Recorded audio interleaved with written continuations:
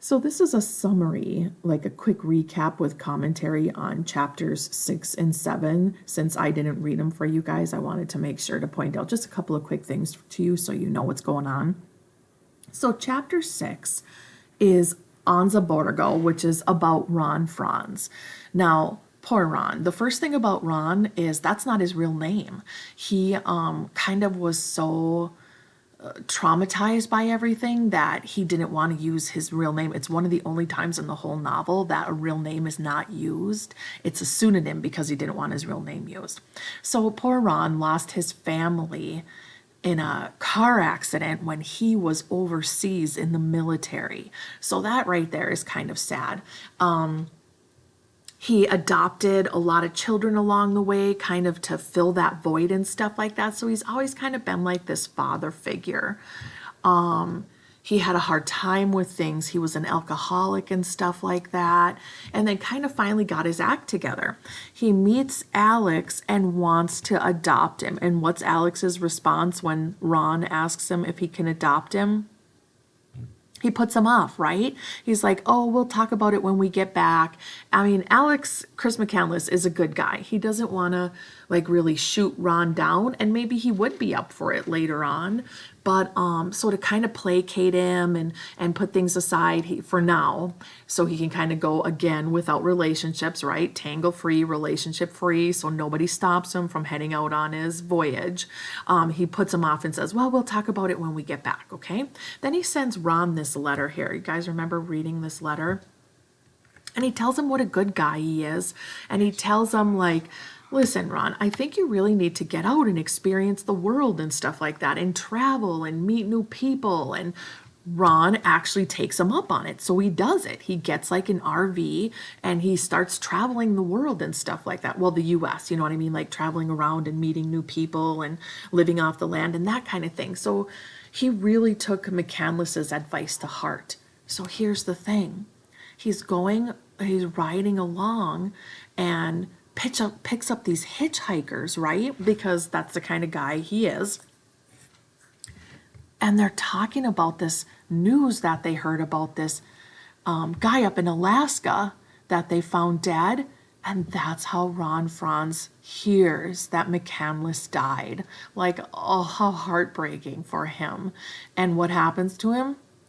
He goes back to alcohol. He renounces God and says he doesn't believe in God anymore. And he returns to alcoholism. Like, I think that is so sad. This guy in his life has just had, like, time after time, things have happened to him and family has been taken away and stuff like that. And Ron Franz was a good guy just trying to help out people. So I think that's kind of a really sad part of the story for poor Ron. And that's pretty much all you know about Ron. I do know, you guys, that he eventually, gosh, I don't know how many years down the road it is. I want to say he passes away in his 70s or 80s, because I saw a follow-up article to this chapter, something like that. But, oh, I mean, poor Ron. All right, chapter 7, now you're picking back up on the journey, guys. Chapter 7 is the last chapter before his embarking on his Alaskan Odyssey, okay? Carthage, South Dakota is the last place he goes before he heads into Alaska. So who's in Carthage? Wayne Westerberg. So he's back with Wayne Westerberg again. And in this chapter, you're learning a lot about kind of who McCandless was and what people thought about him. Like, McCandless was this lovable, fun guy that you would want to go out to the bars and hang out with, right? It talks about how he liked to have a few drinks, how he was sociable, and he had a lot to talk about. Like, Westerberg's mom really took a liking to him and would prep meals and have conversations from him. Westerberg's girlfriend, named Gail Bora, also took a liking to McCandless, and she too had lots of conversations with him. Like, he's a real likable guy. Like, a lot of people think, oh, he just kept to himself, he was kind of a jerk and stuff like that. But look at every place he goes, you guys. He always meets people who really just like him and want to hang out with him or date him or adopt him and stuff like that. Like, this kid was really likable.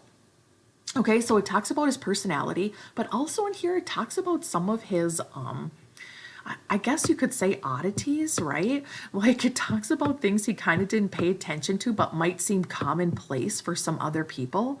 Like it says, when he was cooking chicken, oh my gosh, like in the microwave at his apartment, and they would say you would walk into his apartment and something would just rank, it would just stink like, and they were like, what the heck? And in his microwave in his kitchen, he would throw like, chicken breasts, raw chicken breasts in there and cook them like without a plate or anything under them and just pull the chicken out when it was cooked. And he'd never clean like the rancid grease from the chicken that would just pile up in there. And they're like, what the heck? Is this guy off his rocker or something? Like, does he not notice the stink from this chicken? So it was like things like that.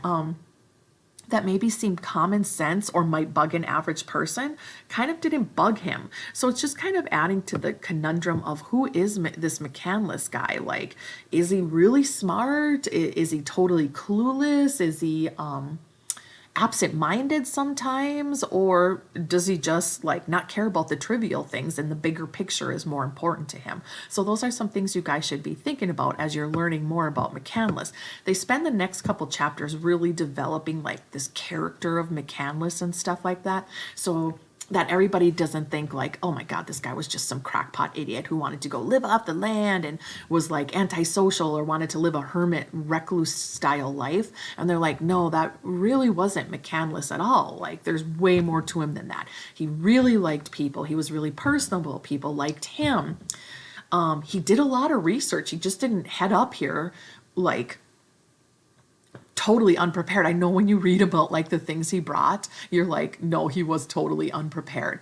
But again, remember, he kept pushing himself. He would always, every place he went, push himself to his limits to see, can I survive this? And every time he survives, he kind of gets this sense of accomplishment, like, yes, I can do this with little to no supplies. So he's just like always pushing himself to live off the edge kind of a thing. All right. But still really smart, which you're going to find out in the next few chapters and stuff like that. Okay. So basically that's the gist of it, you guys. They talk about how he heads out earlier than he wanted to into Alaska. He wanted to hitchhike to get up there because he had his own plans and, way he wanted to go about things and stuff like that. And so basically, he keeps in contact with them, sending them postcards, thanking them for meeting him, telling them how he finally got here. You see right here, this is the last communication, you guys, before he heads into Alaska. This is the last communication you shall receive from me. I now walk out to live amongst the wild. Take care. It was great knowing you. He sends that to Burriz's. Remember in one of the previous chapters when they talk about Burriz's getting communication from him? This up here, the last communication he sends to Westerberg. Okay, I want you to know you're a great man. I now walk into the wild. These are the postcards he's sending once Jim Gallion, remember how Jim Gallion picks him up and stuff like that, and he had just sent out postcards? Well, this is where he is, folks, and so he's now ready to embark on his Alaskan Odyssey. All right, so that's a summary of 6 and 7, guys. The next chapters, 8 and 9, we're going to cover in the next video.